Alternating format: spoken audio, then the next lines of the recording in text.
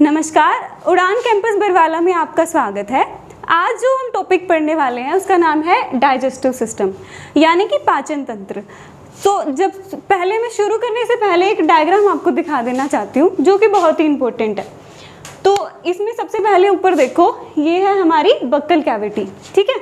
इसके बाद है ईसोफेगस, इसके बाद है हमारा stomach, and then we have small intestine, and then we have large intestine, then we have rectum and anus.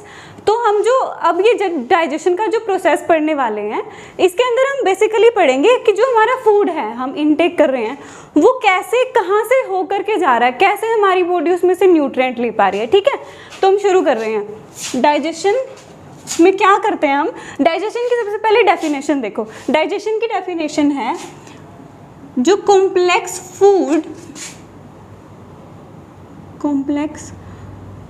Food जो हम ले रहे हैं उसको सिंपलर फॉर्म में जिस फॉर्म में हमारी बॉडी उसको एब्जॉर्ब कर पाए, सिंपलर एब्जॉर्बेबल फॉर्म में कन्वर्ट करने को डाइजेशन बोलते हैं। अच्छा, अब कॉम्प्लेक्स फूड क्या क्या होता है? कॉम्प्लेक्स फूड होता है carbohydrate, protein, fat, mineral, vitamins. जो भी फूड हम डायरेक्टली इनटेक कर रहे हैं बेसिकली वही कॉम्प्लेक्स, मतलब इकट्ठा उसको हम केमिकली और मैकेनिकली तोड़ेंगे, किसमें? सिंपलर फॉर्म में, ताकि हमारी बॉडी उसको एब्जॉर्ब कर पाए। हमारी जो बॉडी है वो बेसिकली कॉम्प्लेक्स फॉर्म को एब्जॉर्ब नहीं कर सकती, इसके लिए हमें क्या चाहिए? डाइजेशन करना पड़ेगा उसको, ताकि हमारी बॉडी उसमें से एनर्जी फूड क्यों खाते हैं? एनर्जी के लिए खाते हैं ना, तो ताकि हम उसमें से एनर्जी ले सकें। तो इस प्रोसेस को, कॉम्प्लेक्स फूड को सिंपलर फॉर्म में कन्वर्ट करने को डाइजेशन बोलते हैं। अब सिंपलर फॉर्म कौन सी होती है? Maltose, amino acid, fatty acid,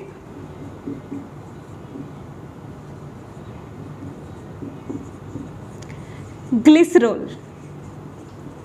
ये सब कैसी फॉर्म होती है? सिंपल फॉर्म होती है, मतलब जिस फॉर्म में हमारी बॉडी फूड को एब्जॉर्ब कर सकती है वो वाली फॉर्म होती है। तो इसको हम बोलते हैं डाइजेशन। ये हो गई डाइजेशन की प्रोसेस, मतलब डाइजेशन की डेफिनेशन बेसिकली। अब हम जानेंगे प्रोसेस कि भाई जैसे हमने फूड इनटेक कर लिया, मुंह में जाएगा, ठीक है, फिर ईसोफेगस में जाएगा, फिर स्टमक में जाएगा, फिर स्मॉल इंटेस्टाइन में जाएगा, फिर एनस से हो करके हमारी बॉडी से बाहर चला जाएगा, और बीच में एब्जॉर्प्शन भी होगा ऑब्वियसली, जिसके लिए हमने फूड लिया था।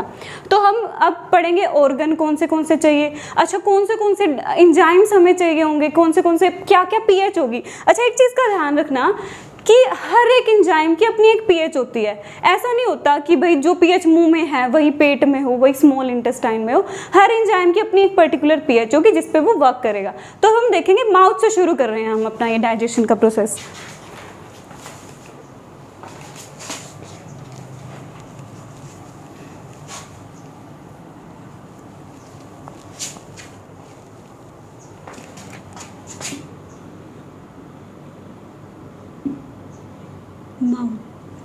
माउथ में क्या पढ़ेंगे हम? Buccal cavity.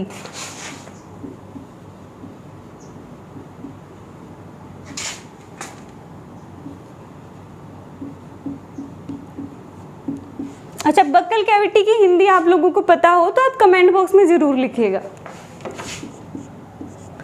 अच्छा, मुख गुहा को हम लोग माउथ बोलते हैं बेसिकली।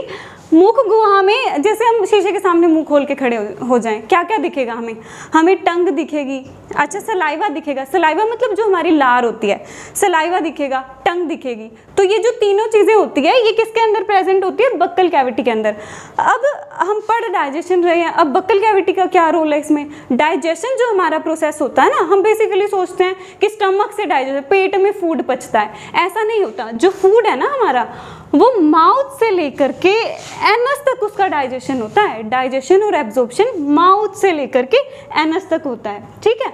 तो अब हम माउथ पढ़ने जा रहे हैं। माउथ में बक्कल कैविटी, बक्कल कैविटी जो हमारा ये खाली स्पेस है, ठीक है। इसमें 3 चीजें बताइए मैंने, पहली कौन सी है, saliva, and the second one is teeth,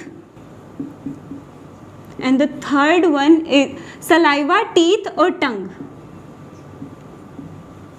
अच्छा, जो हमारा ये सलाइवा होता है ना, सलाइवा 3 ग्लैंड से निकलता है, 3 ग्लैंड से। और ये जो ग्लैंड होती है ये उस कैविटी में नहीं प्रेजेंट होती। कैविटी का मतलब समझो, कैविटी का मतलब होता है खाली स्पेस, कोई भी खाली स्पेस, ठीक है। तो उस खाली स्पेस के अंदर नहीं होती है जो सलाइवरी ग्लैंड में बता रही हूँ ना, जहाँ से सलाइवा, जो सलाइवा रिलीज करती है, वो ऐसा नहीं होता कि उस खाली स्पेस में प्रेजेंट होती है, नहीं, वो अंदर प्रेजेंट होती है। वो अपना सलाइवा वहाँ पे रिलीज करती है, अपनी सिक्रीशन वहाँ पे रिलीज करती है। कौन सी ग्लैंड होती है, parotid gland, parotid gland, sublingual gland, sublingual gland,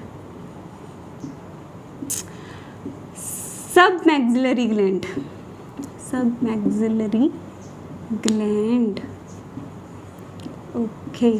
सो पैरोटिड ग्लैंड, पैरोटिड ग्लैंड हमारी चिक्स में प्रेजेंट होती है। कहाँ प्रेजेंट होती है, चिक्स में प्रेजेंट होती है पैरोटिड ग्लैंड। अगली है चिक्स में, ये आप खुद से लिख लीजिएगा सुन के। सबलिंगुअल ग्लैंड जो हमारी प्रेजेंट होती है वो टंग के नीचे प्रेजेंट होते हैं। एक चीज अगर आप टर्मिनोलॉजी सीख लोगे ना तो बायो आपके लिए खेल हो जाएगी। एंड ट्रस्ट मी, टर्मिनोलॉजी जो सीखनी इंग्लिश में ज़्यादा ईजी होती है एज कम्पेयर टू हिंदी। तो टर्मिनोलॉजी क्या है, लिंगुअल का मतलब सीख लो। जहाँ पे वर्ड लिंगुअल आ जाए उसका मतलब है टंग, टंग से रिलेटेड बात हो रही है। जहाँ पे वर्ड आ जाए हेपेटो मतलब लीवर की बात हो रही है, ठीक है। अच्छा, जहाँ पे वर्ड आ जाए गैस्ट्रो वहाँ पे स्टमक की बात हो रही है, ठीक है। अगर आपने टर्मिनोलॉजी सीख ली तो bio will be your cup of tea, okay. Second one is sublingual, ये कहाँ होती है, below tongue, below tongue, okay. And then sub maxillary, sub maxillary कहाँ होती है, हमारी जो ये लोअर चिक है ना, ये जो जहाँ पे हम ब्रश करते हैं वो उस कैविटी को वेस्टिब्यूल कहते हैं। तो जो लोअर चिक की कैविटी है ना, कैविटी के इसके अंदर प्रेजेंट होती है सब मैक्सिलरी। कहाँ पे, लोअर जा, सॉरी मैंने चिक बोल दिया आई थिंक, तो वो चिक नहीं, आई मीन टू से लोअर जा, लोअर जा के अंदर प्रेजेंट होती है कौन सी ग्लैंड, सब मैक्सिलरी। तो 3 ग्लैंड होगी, क्या रिलीज करती है, सलाइवा रिलीज करती है, ठीक है। फिर हम टीथ पे आते हैं। टीथ बेसिकली क्या करता है, टीथ फूड को मैकेनिकली तोड़ता है। कैसे तोड़ता है, मैकेनिकली। जो एंजाइम्स मैं बता रही हूँ वो कैसे तोड़ते हैं, एंजाइम्स तोड़ते हैं केमिकली, उसका केमिकल नेचर चेंज कर देते हैं। जैसे कि हमारे पास स्टार्च है, स्टार्च को हमने माल्टोज में कन्वर्ट कर दिया तो उसका केमिकल नेचर चेंज हुआ है। लेकिन जो टीथ है वो मैकेनिकली चेंज करेंगे। मैकेनिकली कैसे चेंज करते हैं, जैसे कोई बड़ा पोर्शन है उसको छोटे छोटे भागों में तोड़ने को मैकेनिकल प्रोसेस बोलते हैं, mechanical process of digestion, okay. So teeth क्या करते हैं, mechanically break down of food, mechanical break down of food कौन करता है, टीथ करते हैं, ठीक है। और उसके बाद हमारे पास टंग, टंग का क्या फंक्शन होता है। अच्छा, टंग का जो फंक्शन होता है ना, पहले 2 चीज़ें समझो टंग के बारे में कि ऐसे कैसे अटैच है, मतलब किस चीज़ से अटैच है, क्या सपोर्ट है टंग का, वो है फ्रेनुलम। कहाँ कैसे अटैच है हमारी टंग बक्कल कैविटी में, फ्रेनुलम की हेल्प से, फ्रेनुलम की हेल्प से, ओके। अच्छा, एक चीज़ है कि टंग को हम सोचते हैं कि सबसे मेन फंक्शन तो यही है कि टेस्ट है बेसिकली। तो सेकंड चीज़ क्या है, टेस्ट बड प्रेजेंट होते हैं, टेस्ट बड प्रेजेंट होते हैं किसके अंदर, टंग के अंदर। टंग के अंदर टेस्ट बड प्रेजेंट होते हैं और ये किसकी हेल्प से अटैच होती है, फ्रेनुलम की हेल्प से। And the third thing about tongue is this help in mastication, mastication of food.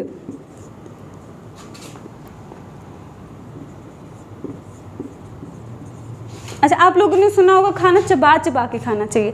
चबा चबा के क्यों खाना चाहिए, ताकि जो हमारी ये जो टंग है सलाइवा को फूड के अच्छे से मिला सके। टंग टंग की हेल्प से, मास्टिकेशन का मतलब होता है उसको अच्छे से मिलाना, जो हमारी लार है उसको फूड के साथ अच्छे से मिलाना। अब उसका क्या फ़ायदा होगा, अब हम सलाइवा के फंक्शन में पढ़ेंगे कि उसका फ़ायदा क्या है।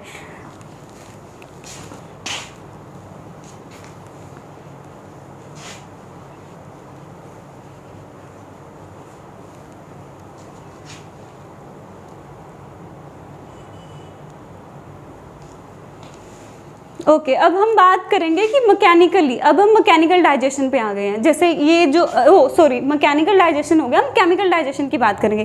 केमिकल डाइजेशन किस में होता है, किसकी वजह से होता है, शुरू सलाइवा की वजह से शुरू होता है, माउथ के अंदर, बक्कल कैविटी के अंदर। ओके सलाइवा पता चल गया कहाँ से रिलीज होता है। 3 ग्लैंड बताई है मैंने, पहली पैरोटिड, दूसरी सबलिंगुअल और तीसरी सब मैक्सिलरी। कहाँ कहाँ होती है, पोजीशन याद करना बहुत इंपॉर्टेंट है, एग्जाम पॉइंट ऑफ व्यू से ये टॉपिक बहुत इंपॉर्टेंट है बेसिकली। ओके सलाइवा के क्या क्या फंक्शन होते हैं, क्या क्या एंजाइम्स होते हैं। एंजाइम्स की बात कर लेते हैं, क्या क्या एंजाइम्स होते हैं इसके अंदर।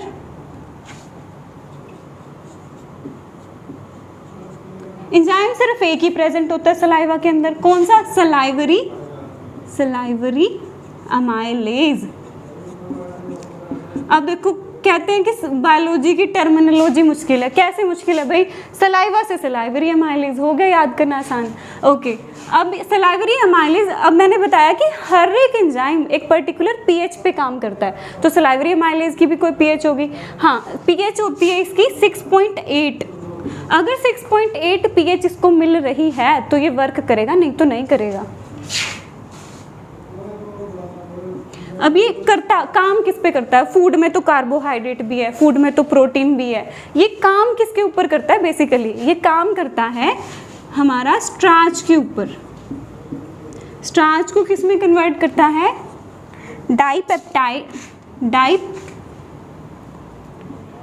डाइसैकेराइड में, माल्टोज में। ये कंप्लीट डाइजेशन नहीं करता स्टार्च का, ऐसे मत सोचना कि कंप्लीटली ये तो डाइजेस्ट हो गया, इसमें एब्जॉर्ब हो जाना चाहिए, नहीं। अब अभी तो माउथ में पढ़ रहे हैं डाइजेशन, अभी ईसोफेगस से होकर स्टमक भी तो कुछ करेगा, अच्छा स्मॉल इंटेस्टाइन भी तो कुछ करेगी, तो इसमें 30% डाइजेशन होता है सिर्फ स्टार्च का, 30% इसमें होता है, आगे आगे होगा, ठीक है। और पीएच कितनी चाहिए होगी इसके लिए, 6.8, ठीक है। पहली चीज़ क्या है, इसमें एंजाइम्स प्रेजेंट होते हैं सलाइवा में। दूसरी चीज़ क्या है, दूसरी चीज़ इलेक्ट्रोलाइट प्रेजेंट होते हैं, इलेक्ट्रोलाइट प्रेजेंट होते हैं। इलेक्ट्रोलाइट कौन से, पोटेशियम, क्लोरीन, सोडियम और बाइकार्बोनेट, ये सारे इलेक्ट्रोलाइट प्रेजेंट होते हैं। अब तुम लोग सोचोगे कि अच्छा हम कुछ खट्टा खाते हैं, कुछ ऐसा खाते हैं जो पीएच को वेरी करे। अब खट्टा खा रहे हैं, नींबू खा रहे हैं, तो पीएच तो गिर जानी चाहिए, 6.8 कैसे है, तो ये देखो ये जो है ना सलाइवा के अंदर HCO3 नेगेटिव, इसका काम ही ये होता है, क्या काम होता है इसका, मेंटेन पीएच, ये मेंटेन करता है पीएच को। हम चाहे कुछ भी खा रहे हैं लेकिन माउथ की पीएच 6.8 ही रहेगी, just because of HCO3 negative. Okay तो ये थी बात सलाइवा की। सलाइवा में एक और चीज़ होती है बहुत इंपॉर्टेंट, लाइजोजाइम का क्या फंक्शन होता है कि जैसे हम कुछ भी खा रहे हैं, अनहाइजेनिक खा रहे हैं, मान लो उसमें बैक्टीरिया हो सकता है, वायरस होता है, कुछ भी हो सकता है, ये जो लार के अंदर ये जो लाइजोजाइम चीज़ प्रेजेंट होती है ना, ये उसको किल कर देती है। ये क्या काम करती है, एंटी बैक्टीरियल फंक्शन करती है, एंटी बैक्टीरियल एजेंट का काम करती है। ये क्या करती है, लाइजोजाइम एंटी बैक्टीरियल एजेंट का काम करती है, ठीक है। माउथ का समझ में आया बेसिकली, माउथ में क्या टूटा है, सिर्फ एक मैकेनिकल डाइजेशन हुआ है पहली बात। तो मैकेनिकल डाइजेशन किसने किया है, टीथ ने किया है। मैकेनिकली तोड़ा ना फूड को कि इतनी बड़ी बाइट हमने खाई है, वो जब यहाँ से ईसोफेगस से जाएगी तो छोटे छोटे टुकड़ों में बट के जाएगी। तो मैकेनिकल डाइजेशन किसने किया, टीथ ने किया।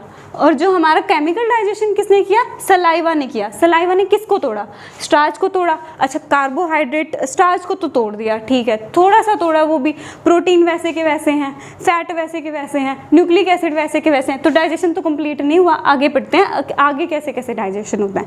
ठीक है, माउथ का, बक्कल कैविटी का यही डाइजेशन होता है। सबसे important point of exam point of view से सलाइवा के फंक्शन है। ठीक है, और ये जो चीज़ मैंने बताई है maintain pH, this one is the most important thing. Okay, अब हम आगे बढ़ेंगे, ईसोफेगस से फूड होके कैसे जाता है, स्टमक में कैसे जाता है, क्या क्या पार्ट होते हैं, उनके क्या क्या फंक्शन होते हैं।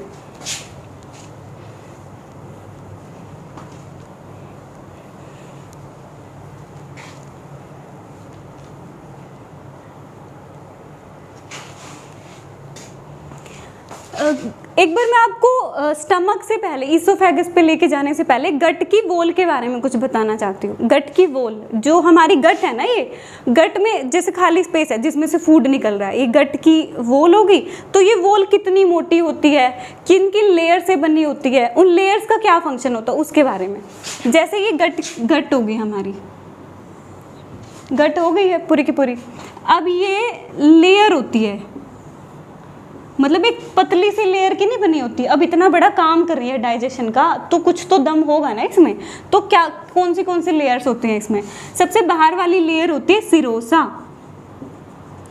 सिरोसा, और ये होती है मस्क्यूलैरिस, मस्क्यूलैरिस, और ये होती है हमारी सबम्यूकोसा।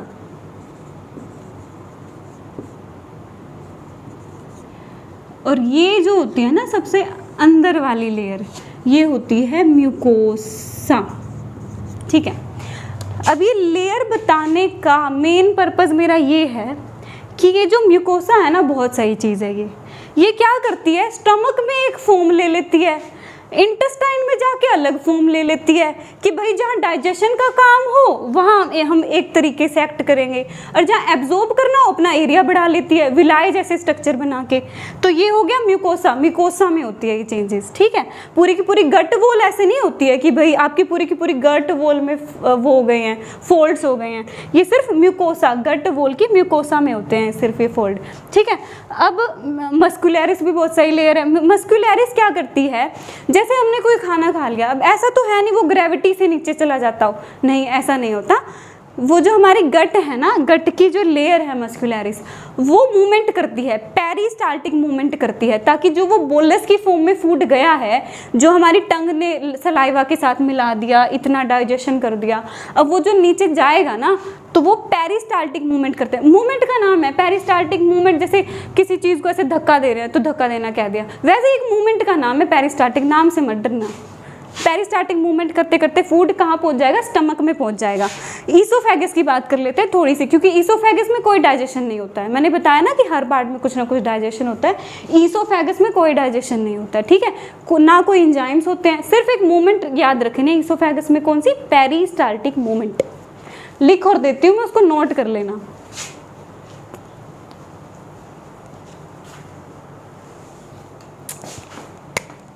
Oesophagus,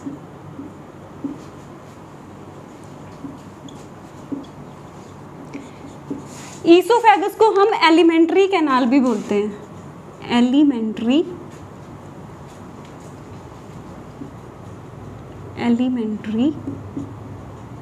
canal. और सिर्फ इसका एक फंक्शन है क्या, पेरिस्टाल्टिक मूवमेंट करती है। ये क्या करती है,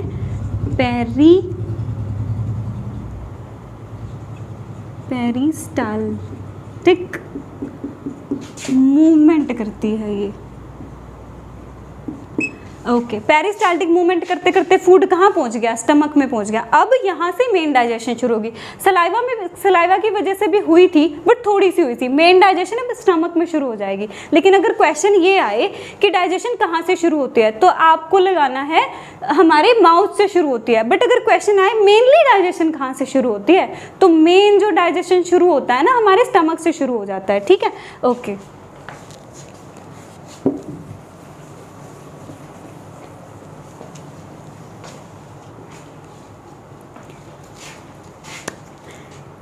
तो आज के लिए इतना ही। कल हम डाइजेशन को आगे प्रोसीड करेंगे। आगे क्या पढ़ेंगे? स्टमक के अंदर डाइजेशन पढ़ेंगे।